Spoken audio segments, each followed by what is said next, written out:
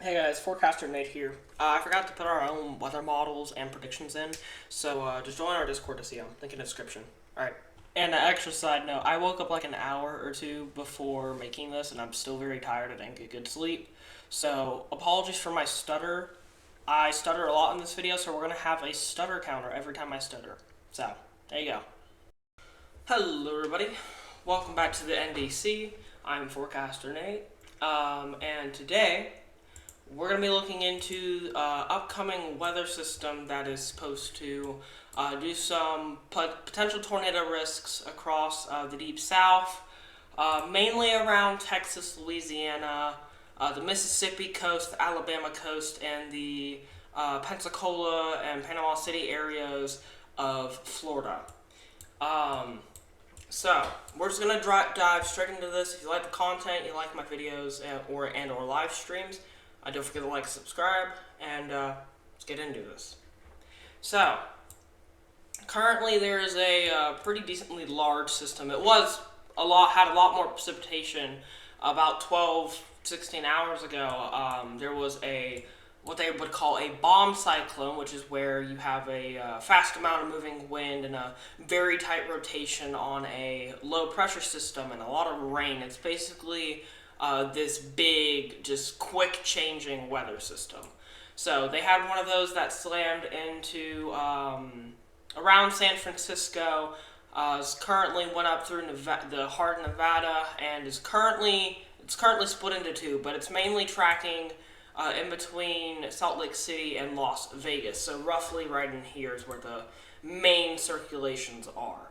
So what this is going to do, it's going to bring up moisture and heat from down here, so in the Mexican area of the Pacific, and it's going to bring that up, and actually I can pop up models for this.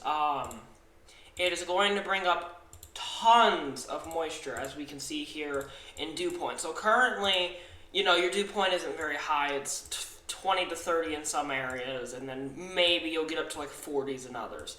And then down here, like in the Gulf, this is where moisture is really keen because the water hits a lot of, the light hits a lot of the water and it evaporates, giving us that moisture and instability. So, with that, it's going to bring all of this Pacific and whatever Gulf moisture that it can. And if I fast forward this just a bit, you can see slowly but surely it does start pulling it up. Now this is more or less for today, which I'm not expecting major storms today. However, tomorrow I think will be a better chance at seeing some storms in the Texas Panhandle area. Basically just on the western side of Texas.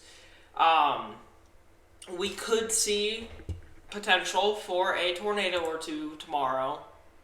So I do want anyone who watches this video and has family in the area to be aware of that. Sorry for my stutter. But I do want people to be aware that this is a growing system. It's been growing over the last 72 hours. Louisiana, I think, would have the biggest risk, which we'll get into in a second. But roughly, your storms are going to be for tomorrow in this general area. So everything marked in red over here is where your general area is going to be for storms tomorrow. I'm not going to say they're going to be 100% severe, but definitely expect some storms and maybe even a bit of displacement with travel. Planning around the storms.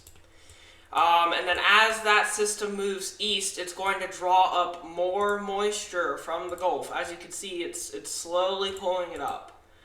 Right as it gets to around the Houston line, which I call from Dallas to Houston, once it starts reaching that area, in the morning, before like 10 a.m., you could see a little bit more significant storms start to pop up from the day before.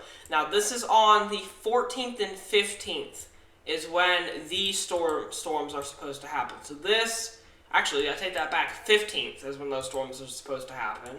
Currently, the 14th is going to be kind of a continuation day of the 13th, which, again, it might not be that significant, but it could. But again, so as those storms move east, it will pick up more moisture and will continue to grow. Again, your biggest area of concern is going to be on the 15th in the south half of Louisiana. Models have indicated that there will be some, if not more, potential for things like tornadoes. But even like 1,000 Cape would be enough to kickstart a supercell or a tornado. Typically, this is what the word Cape means, is a convective available potential energy, which is essentially just, it's basically it tells us how unstable the atmosphere is, which is, it gives us the number. The higher the number, the more unstable it is. Typically 1,000 is the point where tornadoes become a little bit more active, and then 2,000 is the point where you could really start to see increase. So we're already at almost 1,200 on the extremely early hours on the 15th. But as we get into mid-morning, it will diminish quite a bit, though it will still be roughly on average in the 1,000 to 500 range. Definitely be aware.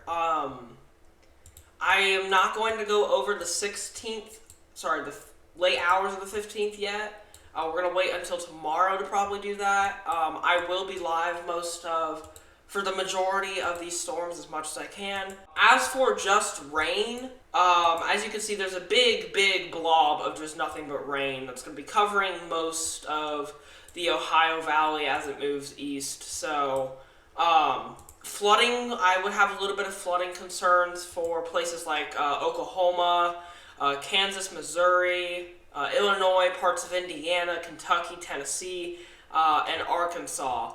Though Tennessee, I would really only consider the northeast half getting the most amount of flooding risk.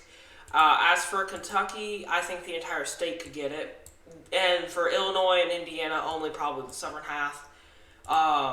Missouri, I think also the southern half, but they could see a little bit of flooding up in the northern half. But aside from that, that is going to be your next 3 days for the east and southeast of the country. If you have any questions, feel free to leave them down in the comments below.